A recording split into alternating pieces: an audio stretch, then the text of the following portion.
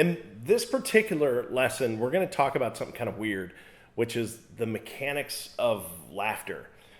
Why it's important for us to know how it works would be the same as if you're building a car and we know that an engine sits in the car to drive the car. We really need to know what makes an engine work. That an engine is a controlled series of explosions that are consistently happening that we want to happen so that we can make the engine work to drive the rest of the vehicle.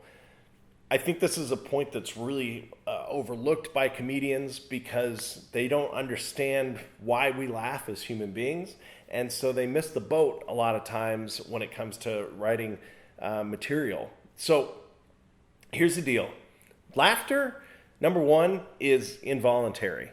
You can't control laughter. Even if you try to fake laughing, which I recommend that you try to do right now, you're probably somewhere where you can't do that out loud, but try to laugh even though something hasn't struck you as funny.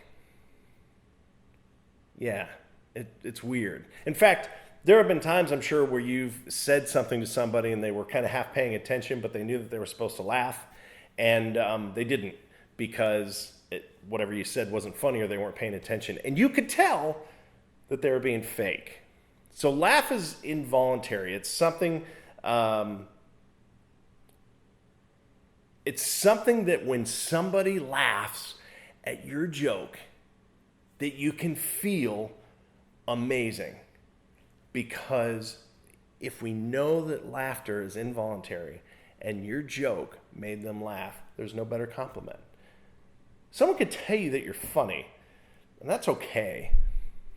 But if you can get them to laugh, I'm sorry, there's no better compliment in the world. Laughter is also contagious. So, number two, the sound of laughter can make you laugh.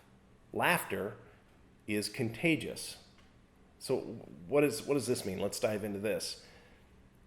Think back on any shows that you've been to, or anywhere where there's been a group of people, so like a sporting event or something like this. The bigger the crowd, the more emotion you feel. And specifically, if we're talking about a stand-up comedy show, think about it for a second. If you've ever been at a show that only has 10 to 15 people in the audience, there's not as much laughter. The people themselves aren't laughing as much as they would at a bigger show.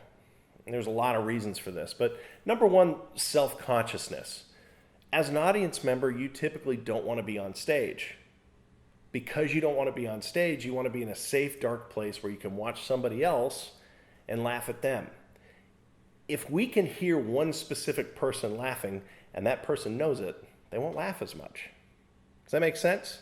So the bigger the audience, the more your laughter can kind of get wrapped into all the other laughters, which means you can laugh even louder, which means you're having even more fun. And then laughter is contagious. So a lot of times people will laugh at your jokes, not because what you said was funny to them, or even that they got the joke, but because they don't want to be left out. They'll begin to laugh, and that laughter will then trigger the involuntary response of laughter. Also, number three, laughter is a sign of relief. It's a release, if you will. So just the same as if you let a little bit of air out of a balloon, you can feel the balloon losing its tension as the air is slowly being let out.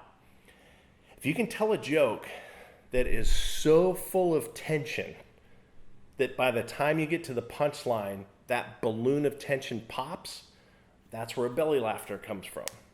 It's a huge, huge moment for you when you can get someone to do what we refer to as a laugh break. People are tense every single day. In fact, have you ever seen sometime where like maybe you've lost like a little kid, like in the grocery store? If you're a parent, I don't know.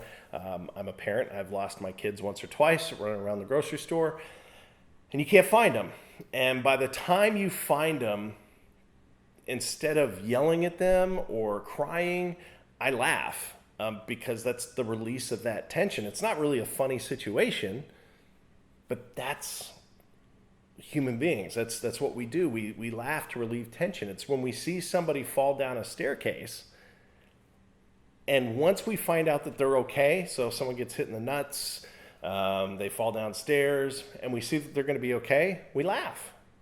We laugh because it wasn't us. And B, there's that buildup of tension that they could really be hurt. And so we laugh when we realize that they're going to be okay. And somehow we deem that as being funny. One other thing that I think is completely missed by stand-up comedians is we don't laugh at jokes. We laugh at people. If all we did was laugh at jokes, we wouldn't come and watch you. We would just read what you had to say. You'd be a humorous poet, which is great. I know a lot of wonderfully funny poets and screenwriters and authors. But we deliver jokes. And our delivery is the thing that provokes laughter. Does that make sense? We don't laugh at jokes. We laugh at people. Many times, people don't know what we're talking about. They don't know about the subject matter. They don't know who we are. And a lot of times people have been drinking, so they haven't really paid attention to your story. But if you can time your set and your rhythm and your cadence, almost like a song, you can get them to laugh. So now that we know this about laughter, now that we know that it's involuntary, your next task before you get to your next lesson is to go back to some of those comedians that you've watched and watch a few things. One, how they built their tension. How did they lead you into a joke or a story so that the payoff for the joke allowed you to relieve tension? If you were to take the words that they were saying and say them in a different way, could you say it in a way that's not funny?